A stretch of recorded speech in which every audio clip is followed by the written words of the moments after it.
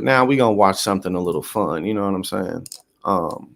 I haven't watched this all the way through, but like, if you know, we know movies, shit. Some of y'all probably were alive at a time when airlines were totally different. You know, when you could like smoke on airlines and stuff like that, and basically they just were like more of a party on board. So why flying stopped being so glamorous? We're gonna check this out because I ain't even seen this all the way. So let's see what's up. Is an airplane. Now let's talk about playing Pong in the pub. That's right. These happy people were playing Pong at a table on a plane, and guess what? The pub was in coach. First class got a buffet. Where did we go wrong? This is on a wide body, DC-10. But in the late 60s and 70s, huge planes like this and the 747 were at war for which could be the most awesome. They had spacious seating, amazing food, huge lounges, pubs, and yes, a piano bar.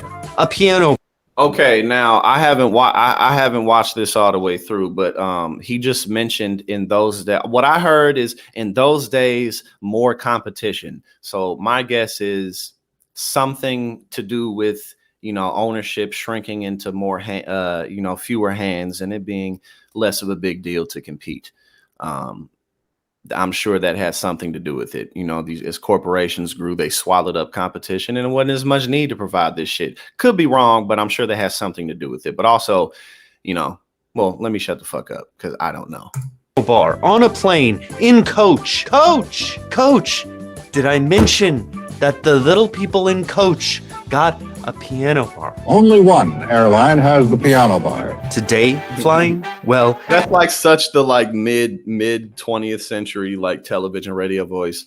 Only one airline has the piano bar. Like, and people didn't talk like that every day, but you had a much more professional voice. Now we live in the days of streaming where you can say, you know, practically whatever you want. So let's check it out. You squeeze into a seat that you are stuck in the entire time. You can barely move forward or backward. You get hardly anything to eat. Oh yeah, that definitely made it cheaper. You're right. Eat or drink, and you're stuck next to these people. Now look at this guy. His worst problem is that his friends were eating his popcorn. And guess what? He got more popcorn. What went wrong? This is not just a story about declining standards in airline comfort. It's a story about the bigger history of the airline industry. And it might make you think twice about whether glamorous flight is a good thing. Probably a lot less safe too. Probably much less safe. Yes, I made the airplane a baby. I know. You want to spend your time looking at the most epic coach lounge in history, and we will get there, I promise. Oh yeah. That's clear, obviously. I mean, look at these motherfuckers. It's like 3 people. I know. You want to spend your time looking at the most epic coach lounge. It's like 4 people in this. Nah, yeah. You would have to have like 50 times as many airplanes because back in those days, not as many people were flying. So yes. In history, and we will get there, I promise. But I think that this metaphor and the early history of the airline industry is necessary to understand how those coach lounges happened. In 1938, the Civil Aeronautics Board was formed. It basically regulated the airline business for about 40 years. Notice the business part of that sentence. Initially, they did safety stuff too, and they set the location of National Airport. But the key thing to note here is that the airline business was in its infancy. They wanted to coddle that business. Remember, this is after the collapse of a ton of businesses in the Great Depression. They worried that the airline industry was too fragile, too delicate to stand up to really intense competition.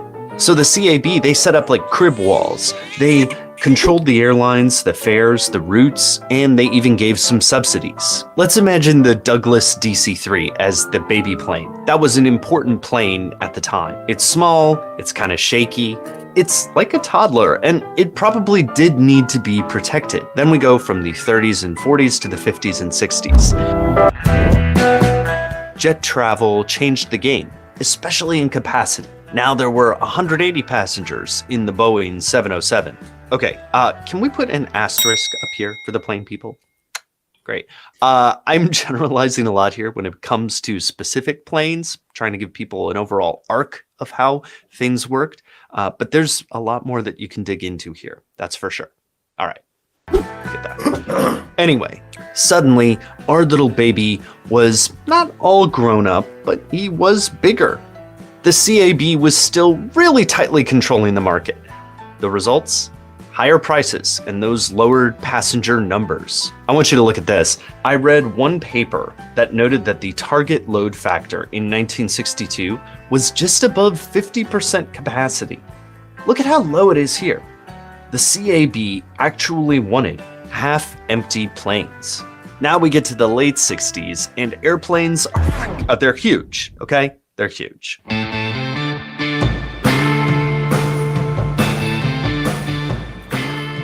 This Boeing 7. Well, and too, you know, I mean, a lot of this too is just the industry figuring stuff out. You know what I'm saying? Because planes haven't been around for hundreds of years or anything like that. So, you know, they just really were just figuring out the most efficient ways and stuff like that is. So, you know.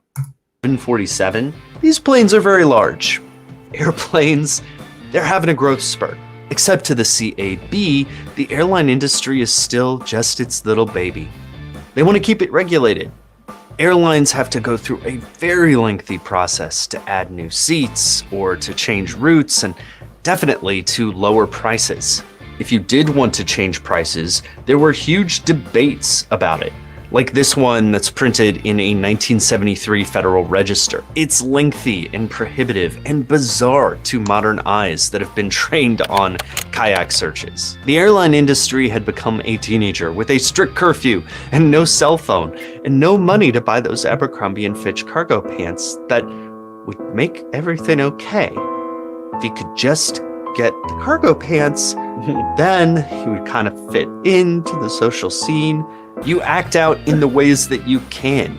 You dye your hair green. You focus on the things you can control. The marketing.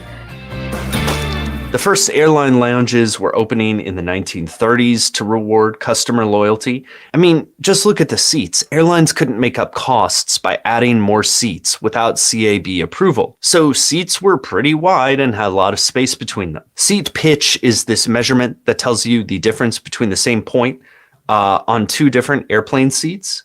Today's average seat pitch is 30 to 31 inches. Here are some United numbers from their seats in 1979. 36 inches minimum. But the most striking example of service marketing was the lounges. These people right here, they're going to conceive a child in about 20 minutes. When these huge planes launched, there was a slightly weaker US economy and mini recession in 1969-1970. That meant even more excess capacity or extra seats. But if the CAB is keeping you locked in your room, you can't lower prices to fill all those unused seats. What do? Well, you just double down on service marketing once again. You start what becomes known as the lounge wars. You replace the seats with more service, with epic lounges. Continental had their pub, Boeing mocked up a Tiger Lounge below deck, and, oh yeah, American had a piano bar. This is life now. Sully. I think this also shows too that changing regulations isn't always bad and often needed, and that every regulation isn't necessarily effective.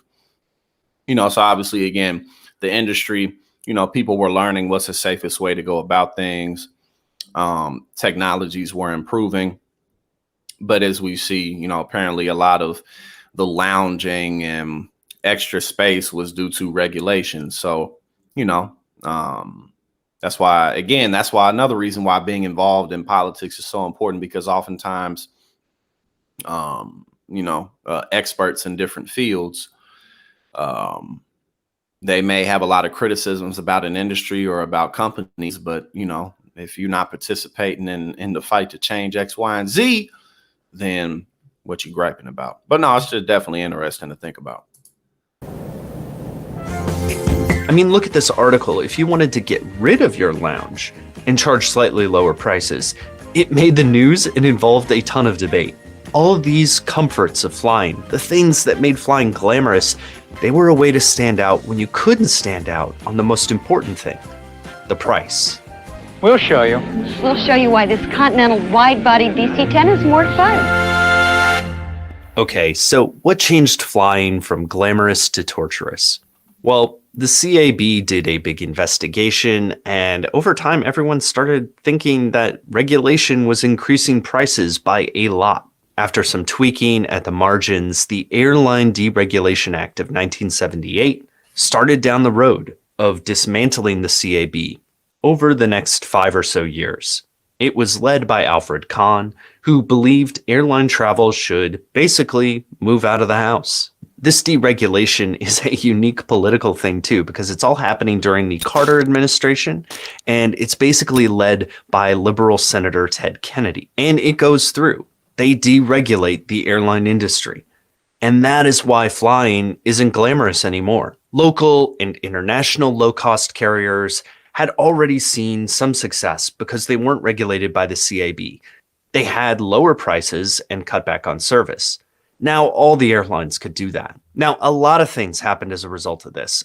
One big thing is that a lot of carriers switched to a hub and spoke model to add more destinations. But more importantly, for our glamour of flight topic, they started adding way more seats and lowering prices. Check out this American Airlines seat map from 1977 against this one from 1983. Goodbye upper deck lounge, goodbye sky dining, goodbye seat gaps. When economic competition mattered, service competition went down the drain. The glorious lounges you can still find today are largely on international flights that aren't really competing on price. I think this matters because rarely do we get so stark an example of our preference for low prices.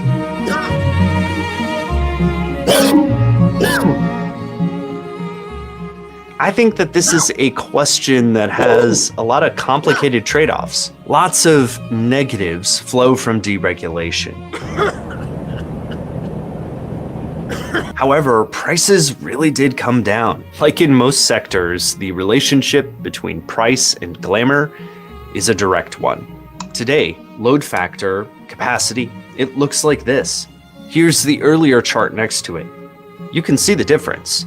There are more flights now and way more people flying. Look at this chart. It's by a lobbying group, but the point is clear that prices have generally gone down. Is that a good thing? Well, I think it's a matter of preference. All I know is that this story is not just one of changing tastes. It's a story that gets at how we want the government and private businesses to interact and what comes from it. And the fact is that the glamour of flying, or lack of glamour, the availability of Pong on your airplane flight, it is a deeply political question. And there is no such thing as free popcorn.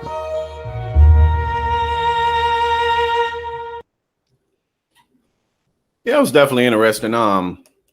Personally, I really don't give a damn about, getting my foot massaged and having a, 5-star meal while I'm on a plane. I really don't give a damn.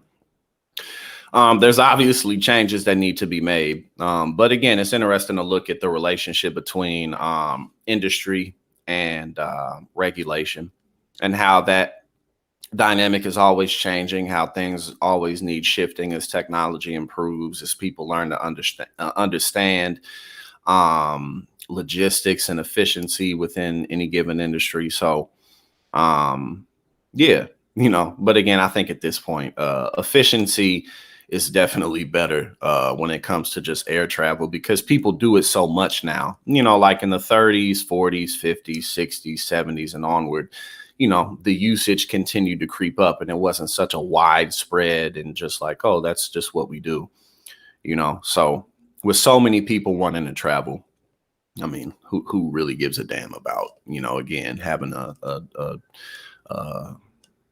filet mignon and a cigar while you on a 3-hour flight? I really don't give a damn.